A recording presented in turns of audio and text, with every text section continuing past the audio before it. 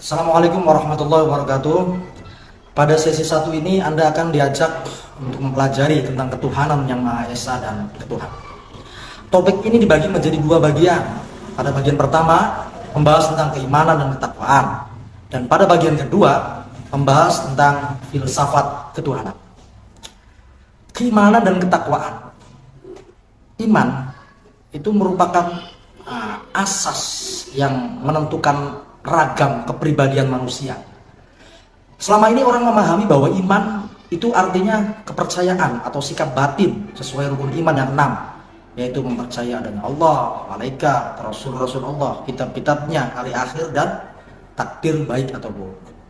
Tapi bukan cuma hafalan semata, kita juga harus bisa mengimplementasikan.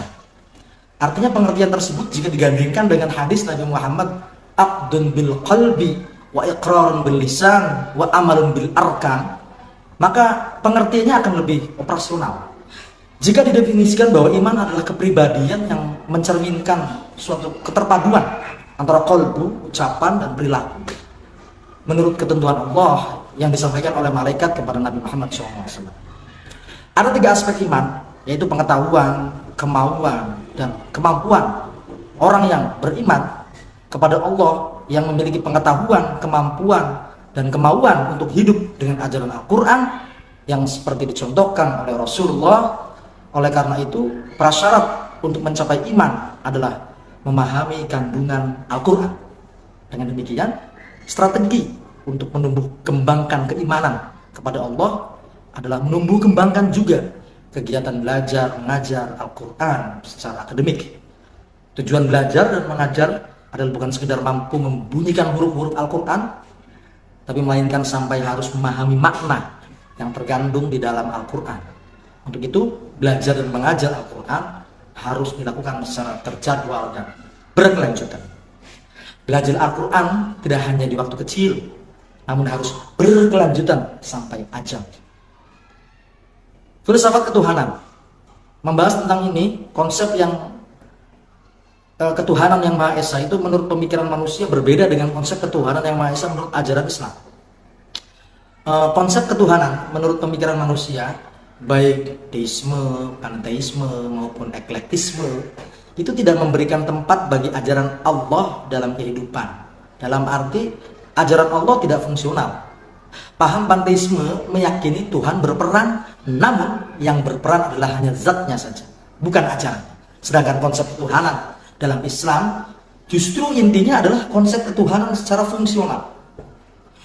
Maksudnya, fokus dari konsep ketuhanan dalam Islam adalah bagaimana memerankan ajaran Allah dalam memanfaatkan ciptaan-ciptaan Allah. Segala yang ada di alam ini ya diciptakan oleh Allah, sang Khalik, sang pencipta. Manusia diberi akal ketika memperhatikan gejala dan fenomena alam, itu akan mengambil kesimpulan bahwa alam yang menakjubkan ini tentulah diciptakan oleh Yang Maha Agung. Akal juga secara logis akan memahami bahwa yang dicipta tidak sama dengan pencipta. Itu dia. Makhluk itu kecuali yang nyata dapat diketahui dengan panca indera, ada pula yang tidak nyata atau imaterial, tidak dijangkau oleh indera manusia. Keyakinan akan adanya makhluk gaib itu juga akan dapat menyampaikan kita kepada keimanan yang lebih kuat terhadap Allah Subhanahu wa taala, sang Khalik dan sang Ghaib. Kemudian ada beberapa implikasi keimanan. Artinya seorang bisa dikatakan iman jika Anda menemukan beberapa implikasi berikut dalam diri manusia. Yang pertama, tawakal. Kedua, mawas diri dan bersikap ilmiah. Yang ketiga, optimis dalam menghadapi masa depan. Yang keempat, konsisten dan menepati janji. Dan yang kelima, tidak sombong. Jika 5 hal itu ada, dia dekat dengan Allah. Ada satu tips dari Sunan Kalijogo yang sangat terkenal, yaitu bagaimana kiat-kiat agar Tuhan hadir dalam kehidupan kita, yaitu melalui lagu Tombo Ati. Tombo Ati iku 5 perkarane, moco Quran kaping pisan, moco Quran sama nane. Baca Quran, bacalah Al-Quran beserta maknanya. Bisa berarti juga kita harus mau belajar dan mendalami Al-Quran sebaik-baiknya. Yang kedua, sholat wengila konono, artinya dirikanlah sholat malam untuk mendekatkan diri kepada Allah. Kaping telu wong kang soleh kumpulono. Itu maksudnya apa? Perbanyaklah berkumpul dengan orang soleh, atau ikutilah kajian-kajian ilmu tentang agama agar pengertian dan hati kita tercerahkan. Kaping papat kudu weteng ingkang loweh.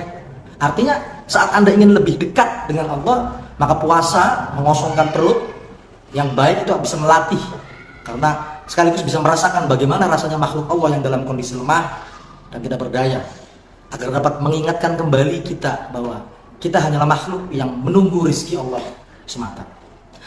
Kaping limo zikir wengi ingkang suwe, artinya perbanyaklah zikir malam atau qiyamul lail, karena itu bisa mencerahkan hati dan lebih mendekatkan diri kita kepada Sang Maha. Sekian sesi 1 ini, semoga para mahasiswa dapat memahaminya. Jangan lupa diskusi, nanti akan kami nilai. Tolong agar diskusinya tidak kopas dari temannya. Pelajari dulu materinya, kemudian baru jawab pertanyaan-pertanyaan yang ada di diskusi. Sekian dari saya, kurang lebihnya saya mohon maaf untuk sesi 1 ini.